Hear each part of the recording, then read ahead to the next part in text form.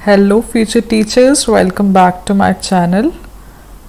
आज हम HPTET medical का जो एग्ज़ाम है उसकी ज़ूलॉजी बॉटनी वाला जो सेक्शन है उसको कर रहे हैं। उसमें हमारा टॉपिक जो है वो आपका बॉडी फ्लूइड और सर्कुलेशन है, जो NCERT का चैप्टर 18 आपका बढ़ता है।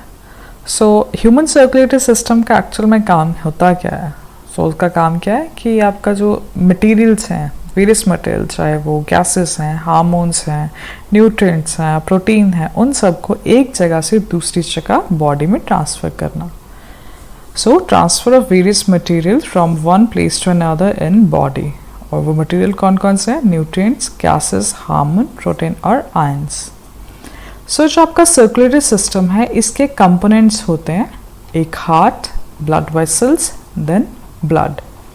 एक्चुअल में आप एनालॉजी बना के भी इस चीज़ को याद कर सकते हो। जैसे आपका कोई रोड है, ठीक है। उस रोड में आप सपोज करिए कोई व्हीकल जा रहा है, कोई कार जा रही है, ठीक है।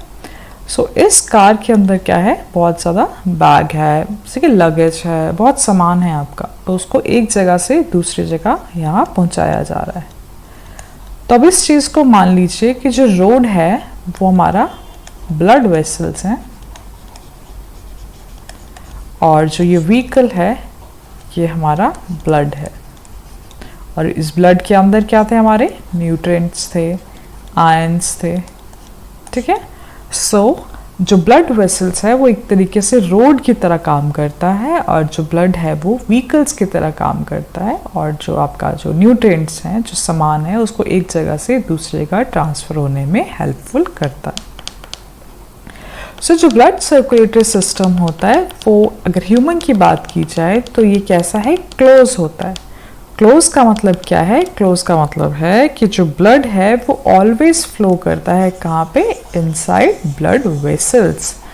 तो ब्लड जो है, अगर आपने देखा होगा तो कभी आपने ऐसे नोटिस नहीं किया, या कभी आपने कहीं माइक्रोस्कोप या कहीं देखा नहीं होगा कि जो ब्लड जो है वो डायरेक्टली सेल को टच नहीं करता। इंस्टेड यहाँ पे ट्यूब्स बनी होती हैं। जो ट्यूब्स होती हैं वो हेल्पफुल होती हैं ब्लड को एक जगह से दूसरी जगह ले जाने के लिए। अब होता क्या है? Some yellowish fluid come out of blood which touches the cell. Cell को एक्चुअल में एक येलो कलर का फ्लूइड, जिसको हम इंटरस्टिशियल फ्लूइड या फिर टिश्यू फ्लूइड बोलते हैं, वो टच करता है सेल्स को।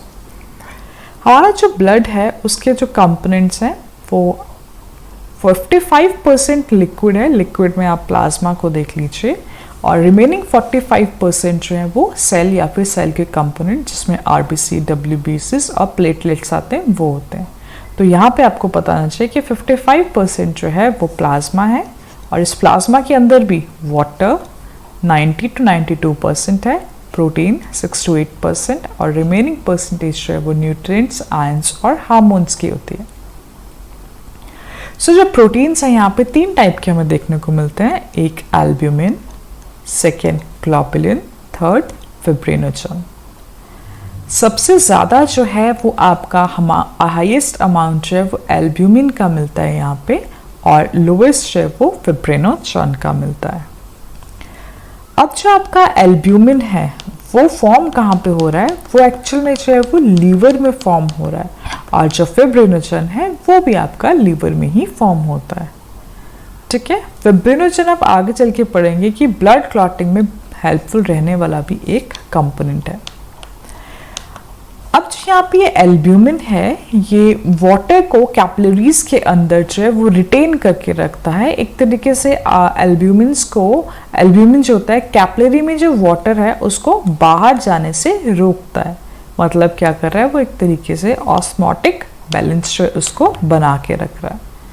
देन है आपका थर्ड वन ग्लोबुलिन। तो ग्लोबुलिन जो है वो एक्चुअली 3 टाइप के हैं, एक alpha, then beta and gamma. Alpha और बीटा जो हैं ये लीवर में फॉर्म होते हैं, और जो गामा है वो आपका प्लाज्मा सेल में फॉर्म होता है। एक्चुअल में जो ये गामा है यही आपकी एंटीबॉडीज़ हैं, ओके, जो फाइट करती हैं अगेंस्ट इन्फेक्शन के। एग्ज़ाम पॉइंट ऑफ व्यू में आपको क्वेश्चन कैसा आ सकता है? तो वहाँ आपको ये 3 ऑप्शन दे सकते हैं, या इनके कॉम्बो में बना सकते हैं, और पूछेंगे कि इन तीनों में से ब्लड क्लॉटिंग में कौन हेल्पफुल है। तो आपको पता होना चाहिए फिब्रिनोजन। पूछेंगे इन तीनों में से एंटीबॉडीज कौन बनाता है, तो आपको पता होना चाहिए ग्लोबुलिन। या ऐसा भी आ सकता है कि वाटर का प्रोटीन का कितना परसेंटेज था, एक रॉन्ग स्टेटमेंट में लिख के दे देते हैं कि 6 to 8% वाटर है, 90 और 92% प्रोटीन है। तो यहाँ ये चीज़ भी आपको पता होनी चाहिए। देन हमने देखना है कि ब्लड एक्चुअल में फॉर्म हुआ कहाँ पे है।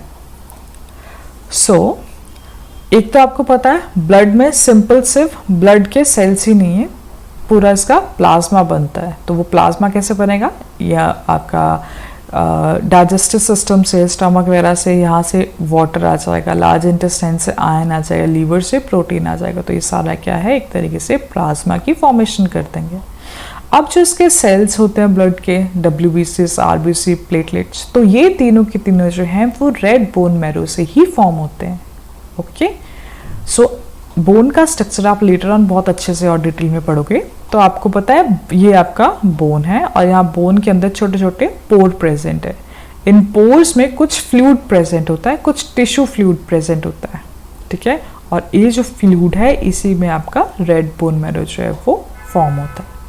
बीच में एक आपका सेगमेंट होता है जिसके अंदर जो है येलो बोन मैरो जो है वो प्रेजेंट होता है। जनरली यहाँ पे कोई भी सेल जो है उनकी फॉर्मेशन नहीं होती, सारे फॉर्म कहाँ हो रहे हैं, RBCs के आपके रेड बोन मैरो के अंदर ही फॉर्म हो रहे हैं। बट एक केस जो है आपको थोड़ा सा और बताते हैं येलो बोन मैरो के बारे में। जब बच्चा होता है, छोटा बच्चा है, ठीक है, इन्फेंट है, तो जो सारा का सारा बोन मैरो है वो रेड ही होता है। पर जैसे जैसे वो बड़ा होने लगता है तो ये रेड बोन मैरो जो है वो येलो में कन्वर्ट होने लगता है। जब जो है वो 20 की एज तक पहुंच जाता है तो रेड और येलो दोनों 50-50% जो है वहाँ पे प्रेजेंट होते हैं। अब क्या होता है, खुदा ना खास्ता कभी कोई एक्सीडेंट हो गया, ठीक है, तो एक्सीडेंट हो गया तो एक्सीडेंट में क्या होता है कि आपका जो ब्लड है वो बहुत ज़्यादा फ्लो कर जाता है। एक्चुअल में रेड बोन मैरो क्या है, जैसे एक्सीडेंट हुआ तो रेड बोन मैरो जो बहुत ज़्यादा RBC WBC जल्दी जल्दी बनाने लग जाता है, पर वो इतना ज़्यादा नहीं बना पाता जितना की रिक्वायरमेंट होती है, जितना ब्लड लॉस हो चुका होता है। तो अब ये क्या करता है, जो येलो बोन मैरो है उसको सिग्नल जाता है कि अब बेटा तुम्हारा काम भी शुरू हो गया। तो अब यहाँ पे क्या है, इस केस में येलो बोन मैरो भी रेड बोन मैरो की तरह काम करना शुरू कर देता है। क्या काम करना शुरू कर देता है, ब्लड सेल्स बनाना शुरू कर देता है। कौन कौन से, WBCs, RBCs, ये जितने सारे आपके ब्लड सेल्स हैं उनको ये भी बनाना शुरू कर देता है, ठीक है। सो एंड जनरली जो है RBCs, WBC, प्लेटलेट्स जो है रेड बोन मैरो से ही फॉर्म होते हैं। पर कोई एक्सीडेंटल केस हो जाए या जिसमें ब्लड ज़्यादा लॉस हो जाए, ब्लड को ज़्यादा ब्लड बनना है बॉडी के अंदर, तब येलो बोन मैरो भी इसकी तरह रेड बोन मैरो की तरह एक्ट करना स्टार्ट कर देते हैं। देन अब बात करते हैं ब्लड सेल्स की, जो कि आपके 45% थे। तो सबसे पहले हम ब्लड सेल्स देखते हैं इरिथ्रोसाइट्स, जिसको हम क्या बोल देते हैं, रेड ब्लड सेल बोल देते हैं, है ना, इस टाइप का इसका स्ट्रक्चर। सो इरिथ्रो का मतलब ही रेड होता है, साइट का मतलब सेल्स है। तो आप कहीं भी अगर इरिथ्रो पढ़ते हो तो पहले आपको पता चला कि ये क्या है, रेड कलर की बात कर रहे हैं, साइट है तो सेल की बात कर रहे हैं। तो ब्लड सेल में सबसे ज़्यादा जो है वो आपके सेल जो है वो RBC ही होते हैं, जो 44% है। ब्लड वेसल्स और प्लेटलेट्स दोनों के मिला के 1% बनता है। जैसे RBCs का दूसरा नाम इरिथ्रोसाइट है, वैसे ही WBCs का नाम ल्यूकोसाइट्स है और प्लेटलेट्स का नाम थ्रोम्बोसाइट्स है। RBC जो है वो रेड कलर का होता है, और रेड कलर क्यों है ये आपको ऑलरेडी पता है, क्योंकि इसके अंदर हीमोग्लोबिन प्रेजेंट होता है। अब आपको जो याद रखने वाली चीज़ है कि जो आपका RBC है वो 5 से 5.5 मिलियन पर mm³ प्रेजेंट होता है। WBCs जो है 6.8 थाउजेंड के हैं और प्लेटलेट्स जो है वो लाख में आते हैं। तो ये भी आपको अप्रॉक्सीमेट सी वैल्यू जो है वो याद होना चाहिए। अब RBCs हैं, इनके अंदर कोई न्यूक्लियस प्रेजेंट नहीं है। प्लेटलेट्स जो है ये कंप्लीट सेल नहीं होता, मतलब जनरली तो ये सारे RBCs, WBCs कंप्लीट सेल, पर प्लेटलेट्स जो है वो क्या है, मेगा कैरियोसाइट जो सेल होता है उसके छोटे छोटे पीसीस होते हैं। तो पीसीस ऑफ मेगा कैरियोसाइट से आपके प्लेटलेट्स बनते हैं। इतनी ही बात आपको एग्जाम पॉइंट ऑफ व्यू के लिए इनफ हो जाएगी अगर आप याद रखेंगे। देन आप बात करते हैं RBCs की। सो आरबीसी जो है in bone marrow there are presence of stem cell which are capable of making any cell. So इनको क्या बोलते हैं, प्लूरोपोटेंट सेल बोलते हैं। अब जो है बोन मैरो के अंदर क्या है, स्टेम सेल प्रेजेंट है। स्टेम सेल ऐसे सेल होते हैं जो कि सेल डिवीजन कर सकते हैं, अपने आप बहुत ज़्यादा मल्टीप्लाई कर सकते हैं, अपना नंबर जो है वो बढ़ा सकते हैं। और ऐसे सेल जो अपने आप या ऐसे सेल जो कोई दूसरा सेल बना सकते हैं, capable of making any cell, उनको हम प्लूरोपोटेंट सेल बोल देते हैं। तो ये चीज़ आपको बहुत इम्पॉर्टेंट है, याद रखनी है कि आरबीसीज क्या हैं, वो प्लूरोपोटेंट हैं। ओके, सो आपने देखना है, अब ये वाली फिगर देखो। सो अब ये पूरा का पूरा स्ट्रक्चर मैंने क्या है, ये आपका रेड बोन मैरो की बात कर रहे हैं। अब रेड बोन मैरो में क्या थे, स्टेम सेल थे, और स्टेम सेल में माइटोसिस होती है। तो माइटोसिस होके वो स्टेम सेल जो एक तो अपनी तरह का सेल ही बनाता है, मतलब स्टेम सेल ही बनाता है, और एक दूसरा बनाता है ब्लड सेल। ठीक है, अब ये ब्लड सेल जो है जब इसमें डेवलपमेंट होती है, बड़ा होता है, इरिथ्रोब्लास्ट बनाता है। इरिथ्रोब्लास्ट में जब इरिथ्रोपोएटिन B12 और B9 बनता है, आता है, मिलता है इसमें, तो ये मैच्योर आरबीसी बनाता है, और ये मैच्योर आरबीसी बाद में फ्लो करना स्टार्ट होता है, आपकी स्ट्रीम में, ब्लड स्ट्रीम में चला जाता है। एक और बात जो आपको जनरली पता होनी चाहिए कि यहाँ पे स्टेम सेल जो है वो एक और स्टेम सेल क्यों बना रहा है, ये क्यों नहीं ये ब्लड सेल बना लेता, क्यों, क्योंकि इसको अपना एक नंबर भी मेंटेन करके रखना होता है। ठीक है, तो स्टेम सेल जो है दो में डिवाइड होता है, स्टेम सेल और ब्लड सेल में। अब जो है, अब एक टाइम के बाद तो हर चीज़ की डेथ ही होनी है ना, तो यहाँ पे भी सेम चीज़। अब क्या है, आरबीसीज जो है वो बार बार क्रॉस कर रहे हैं आपकी कैपिलरीज से, तो जो धीरे धीरे होता है क्या, इनकी जो ये मेम्ब्रेन है बाहर वाली, वो डैमेज हो जाती है।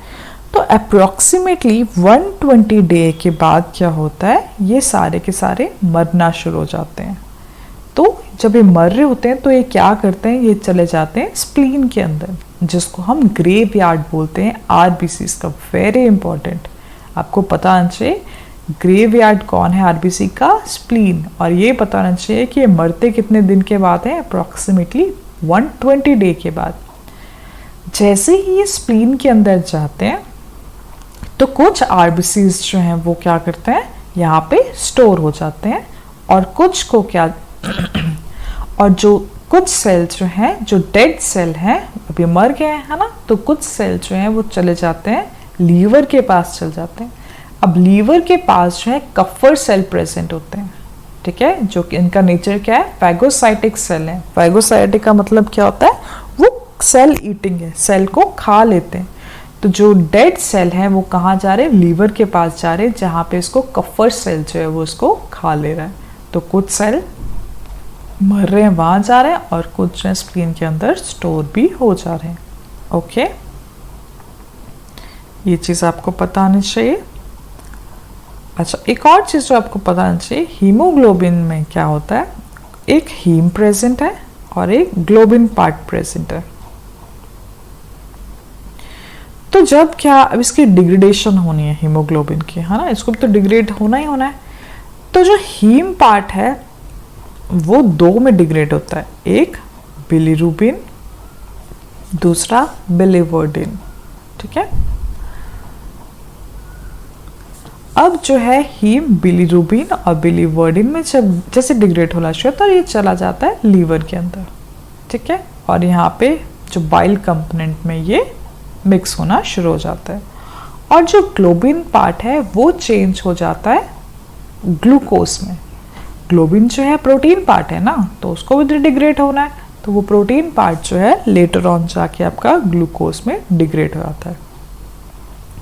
और आपके कफर सेल जो आपको पीछे बना के दिखा, कफर सेल जो होते हैं वो रेजिडेंट होते हैं मैक्रोफेजेस ऑफ लीवर।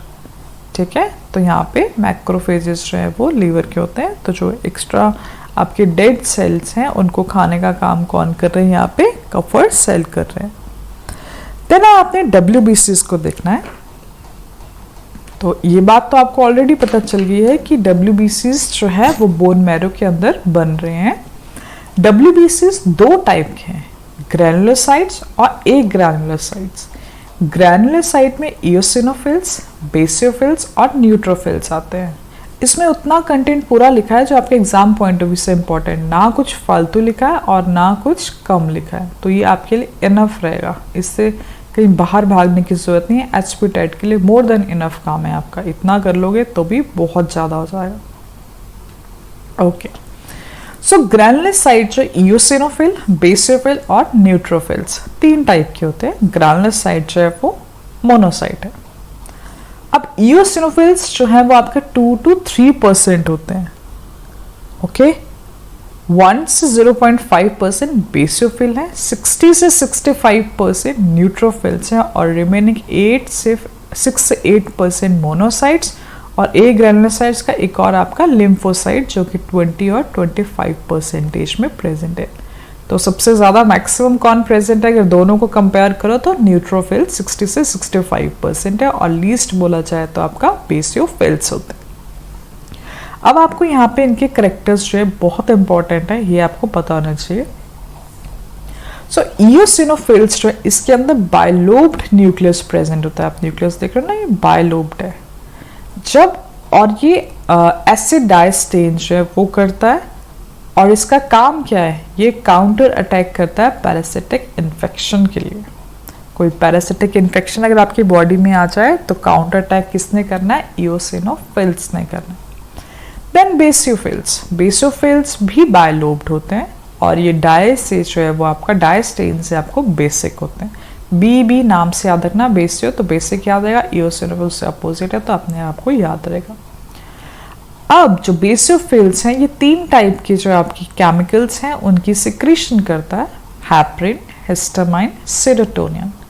हैपरिन जो कि आपका एक एंटीकोगुलेंट है, ब्लड को कोगुलेट होने से बचाता है। और बेसियोफिल्स जो है when goes to tissue they are called mast cell. जब बेसियोफिल्स जो है टिश्यू में जाते हैं तो उनको मास्ट सेल जो है बोल दिया जाता है। न्यूट्रोफिल्स जो है वो लाइफ स्पैन जो है वो लोब में चेंज होते हैं, मतलब बहुत सारे आपको यहाँ पे लोब देखना को मिलेंगे। तो ये कैसे? पॉलीमॉर्फो, यहाँ पे बहुत ज़्यादा आपको मतलब पॉली मतलब ज़्यादा, तो पॉलीमॉर्फो न्यूक्लियर ल्यूकोसाइट्स इनका दूसरा नाम भी होता है। और ये दोनों स्टेन्स कर सकते हैं, दोनों डाइस्टेन कर सकता है, चाहे वो रेड एसिडिक है चाहे वो बेसिक है। इनका नेचर कैसा होता है? फैगोसाइटिक नेचर में होता है। और अगर कोई भी इन्फेक्शन आपकी बॉडी में आता है, फर्स्ट टू फाइट करने में, मतलब बैक्टीरिया अगर आपकी बॉडी में आ रहा है तो फर्स्ट जो फाइट करेगा वो न्यूट्रोफिल्स ही होते हैं। और जब आपने कभी देखा हो कोई इन्फेक्शन हो गया और पस पड़ जाती है तो वो पस एक्चुअल में आपकी डेड बॉडी होती है न्यूट्रोफिल्स की, ठीक है। देन ए ग्रैनुलोसाइट्स की अगर बात करें तो वो मोनोसाइट्स हैं जो कि किडनी शेप होते हैं। 6 से लेके 8% जो है वो यहाँ पे प्रेजेंट होते हैं और ये कन्वर्ट करते हैं लार्ज मैक्रोफेजेस में। एक्चुअली में क्या होता है, पहले ये छोटे होते हैं बट जैसे कोई इन्फेक्शन आता है तो ये बड़े बड़े अपना साइज बड़ा कर देते हैं।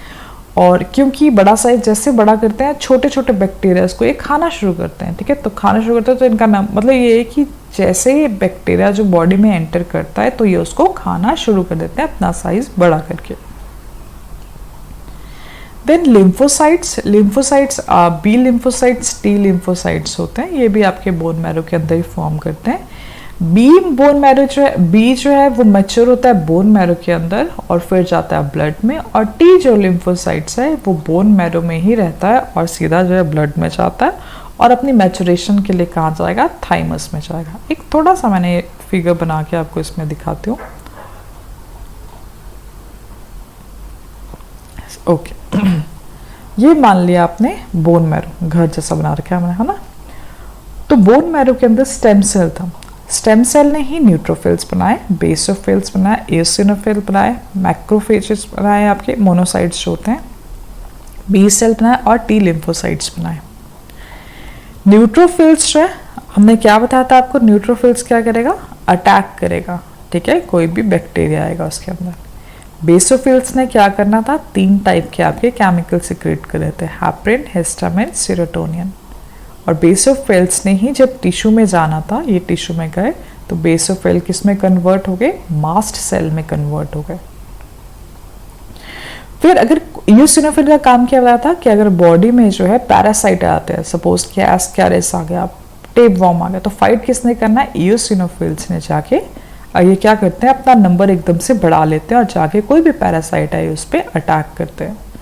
मोनोसाइट्स ने क्या करना था, बैक्टीरिया को खाना था, खाने का काम, अपना साइज बड़ा करना था और छोटे छोटे बैक्टीरिया को खा लिया। तो इसने क्या किया, अपना साइज बड़ा किया और बैक्टीरिया को खा लिया। फिर हमने देखा बी लिम्फोसाइट्स और टी लिम्फोसाइट्स। तो बी लिम्फोसाइट्स जो है वो डायरेक्टली अपना क्या हुआ, बोन मैरो से निकले और वो सीधा जो है ब्लड स्ट्रीम में चले गए। पर टी का ऐसा नहीं होता है। टी क्या करता है, बोन मैरो से फॉर्म तो होता है पर अपनी मैचुरेशन के लिए इसको जाना पड़ता है थाइमस के पास। तो टी वाला टी से थाइमस, टी से आप याद रखोगे टी लिम्फोसाइट्स। तो टी लिम्फोसाइट्स कहाँ गए, थाइमस के पास के मैच्योर होने के लिए। ठीक है, ये मैंने ऐसे इसकी मॉस्टैच बना दी, मूछें बना दी कि मैच्योर होने के लिए कहाँ जा रहा है, थाइमस के पास जा रहा है। होपफुली ये चीज़ें आपको क्लियर हैं। अच्छा, कंसेप्ट जो है एंटीजन और एंटीबॉडी का हम नेक्स्ट पार्ट में कवर अप करेंगे। वीडियो बहुत ज़्यादा बड़ी नहीं बनाएंगे। That's all for today. Hopefully आपको ये वीडियो बहुत अच्छे से समझ आई हो। आप इस वीडियो को 2x स्पीड में अगर आप सुनो तो आपको ज़्यादा बेटर रहेगा। ठीक है, okay, thank you so much.